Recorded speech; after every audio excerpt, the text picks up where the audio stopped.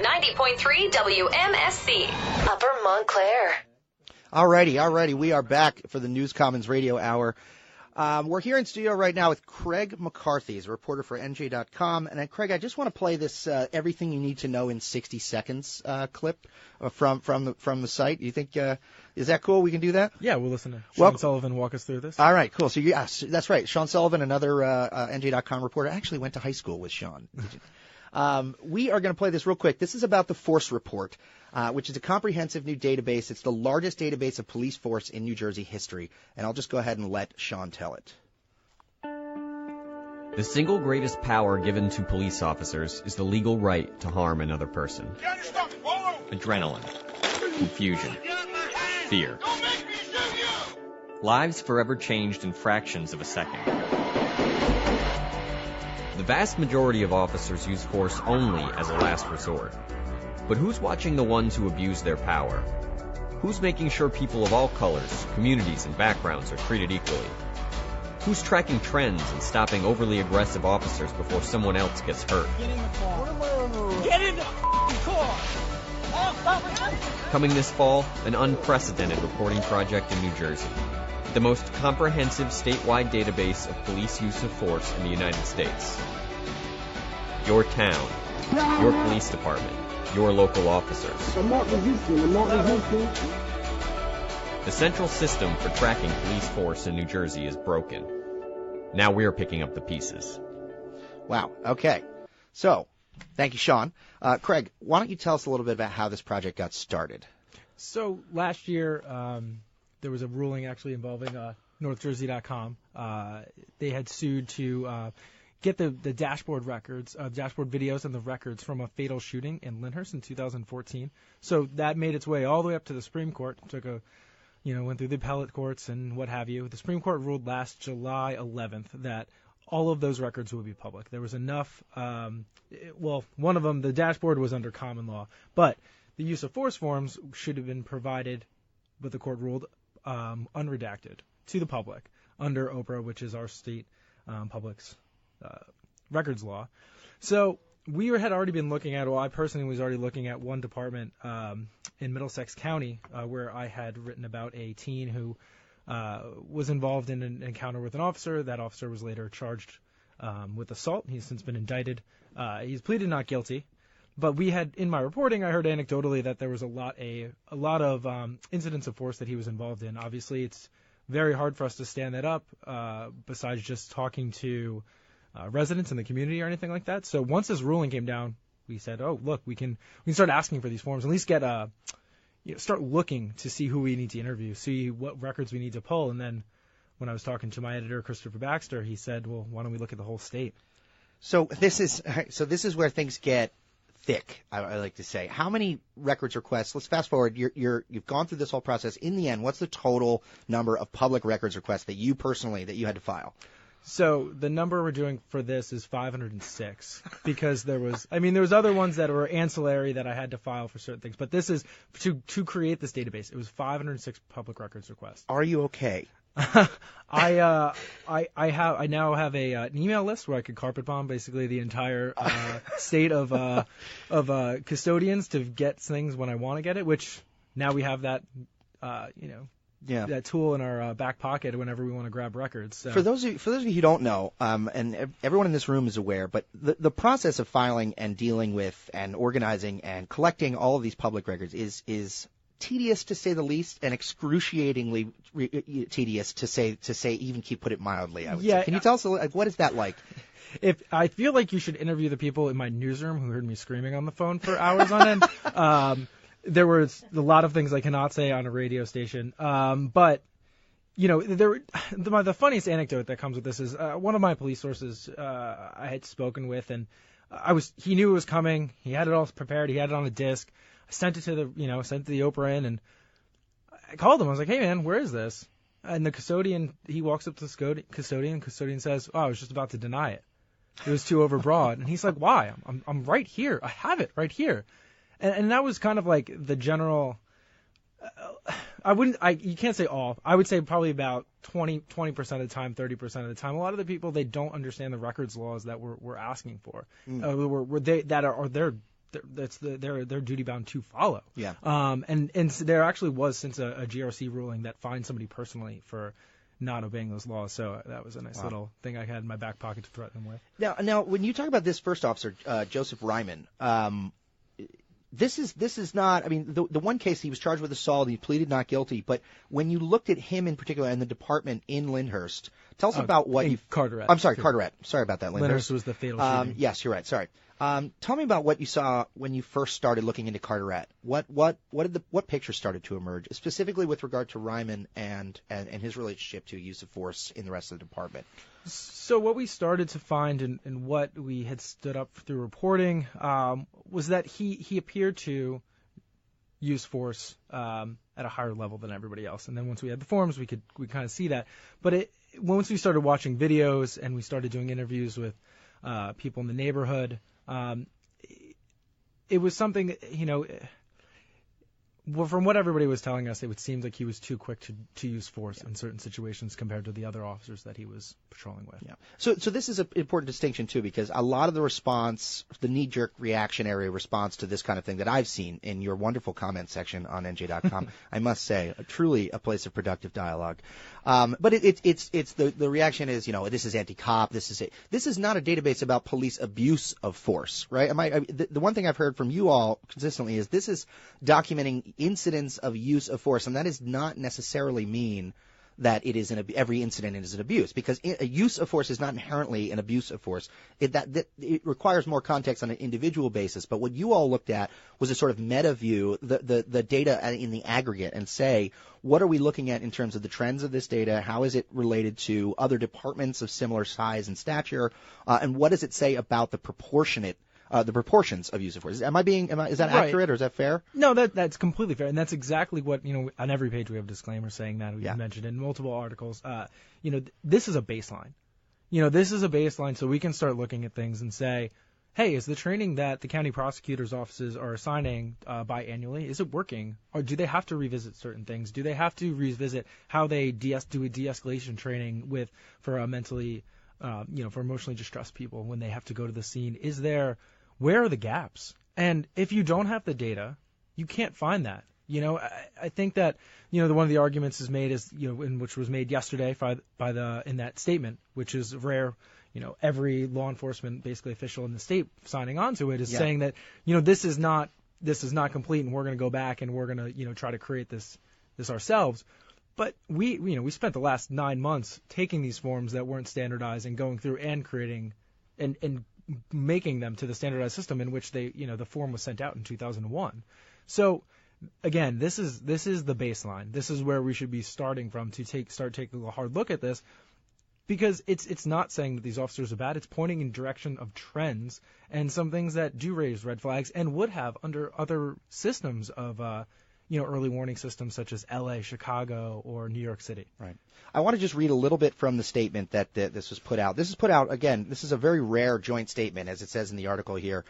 This is from New Jersey's Attorney General, Graywall. Am I saying his name right? Graywall? I feel like I'm messing that up. Along with local, county, state law enforcement officials, as well as the heads of New Jersey's major police unions. Now, this is somewhat unprecedented in terms of that level of unity in this statement. And I want to read from two paragraphs that sort of sum up their response. They mention the Star-Ledger by name. They say, quote, "Last week the Star-Ledger began publishing a series of articles about the gaps in the uniformity of our state's use of force data collection efforts, as well as the newspaper's effort to build a use of force database of its own. The articles make one thing clear. Although individual municipalities, departments, or counties may have effective systems in place, our statewide data collection system requires a complete overhaul." When I'm skip down real quick, and it says, "We are committed to fixing this problem. It falls to those of us in law enforcement to improve our data collection efforts and ensure that any data we provide the public is both accurate and properly contextualized." So this is what they're going to do. They have a three-prong plan here. They said, under the leadership of the Office of the Attorney General, we'll be working together to design a new system for obtaining use of force data in New Jersey. We intend to, 1, standardize the process that state, county, and local law enforcement agencies use to record use of force incidents and report them to the state. 2, identify ways to contextualize use of force incidents with accurate information about the officer's actions. And 3, identify one or more academic institutions to partner with the state of New Jersey to help analyze use of force data and ensure the rigor of the state's data collection efforts. I would say, from the perspective of an outsider here, that's a successful that is like sort of the holy grail of what you hope to see, if anything, as a result of reporting. How has that been received in the newsroom? What are the, this is a long haul. Do you feel relieved? Is this something that the newsroom feels sort of a deep sigh of relief now that this has made an impact, or it seems to be making an impact? Or have you just taken a couple of vacation days and not looked at it and even thought about the news? No, I was actually going through the raw data again and trying to make any improvements that we can, because this is a living, breathing database of things that we need to make sure that are completely accurate. And I think that, our job isn't done yet. So you're staying on this. You're going to keep. Yeah, we're on it for the long haul. We still have a bunch of stories coming out.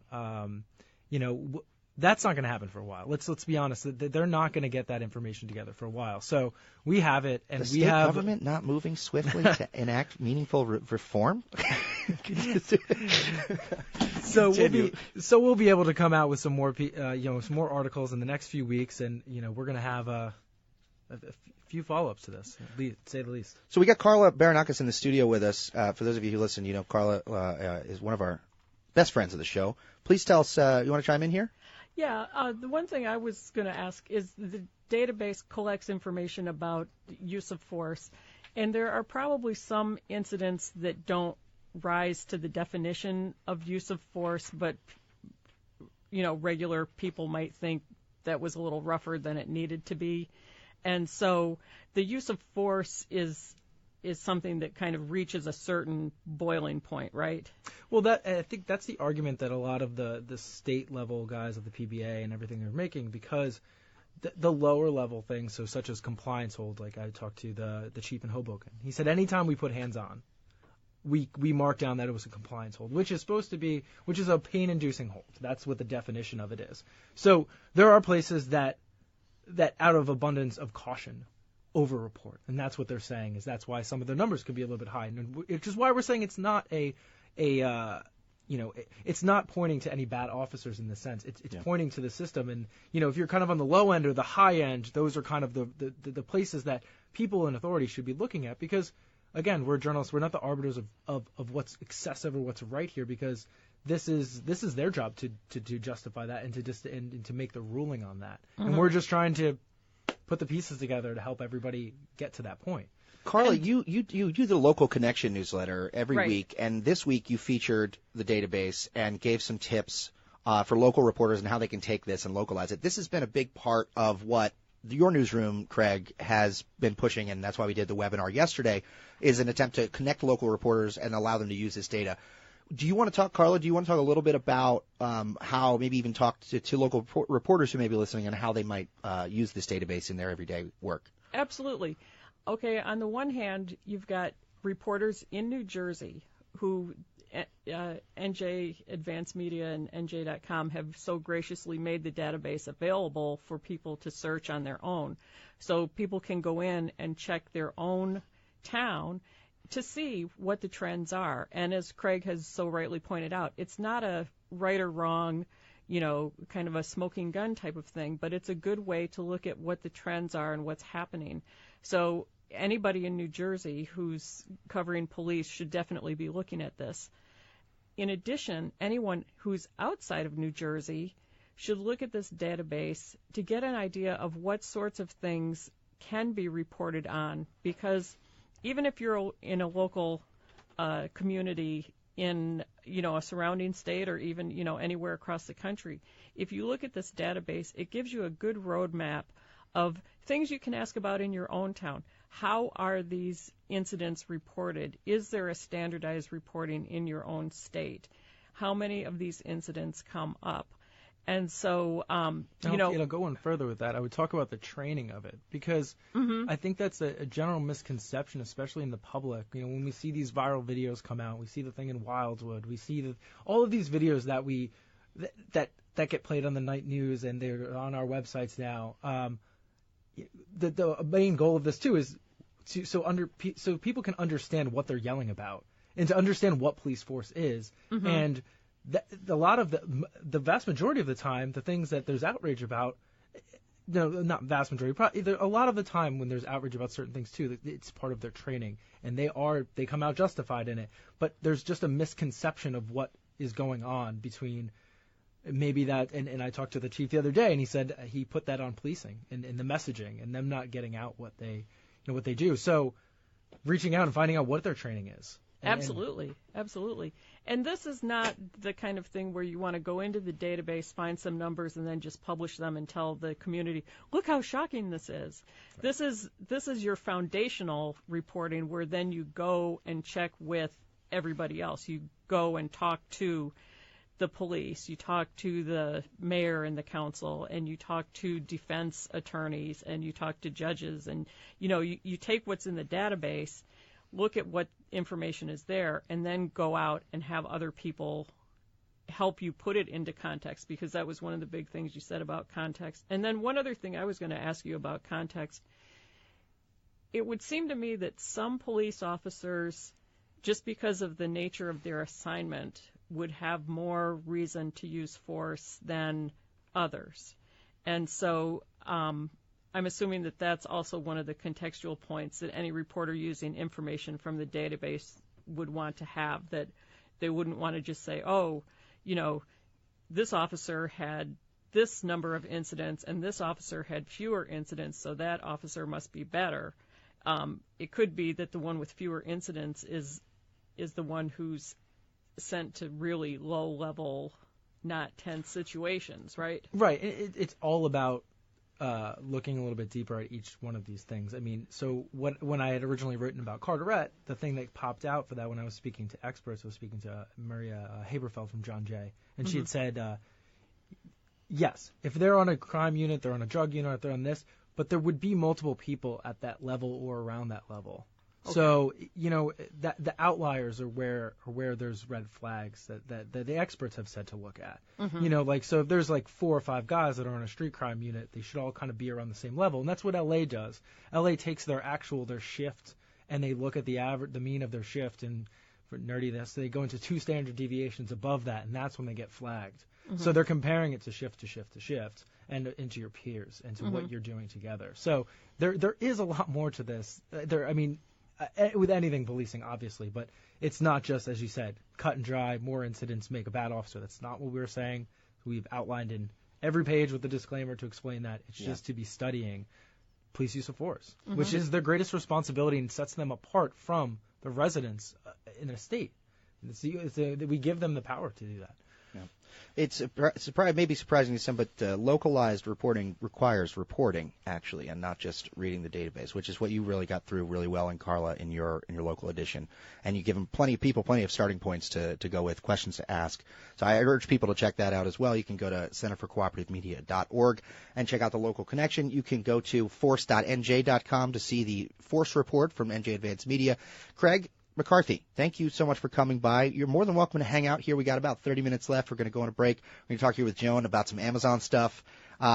If you don't want to, you can leave if you want. I can see you just going for the door. No, thank you again. Where can we find out more of your work? Tell us where we can find you online and all that good stuff. NJ.com/force for the next, how many months? You just be hanging out with that browser tab open. All of my stories will end up in the next little bit. Well, I appreciate you stopping by. Thank you so much. We will be right back with more News Commons Radio Hour after this on 90.3 WMSC Upper Montclair.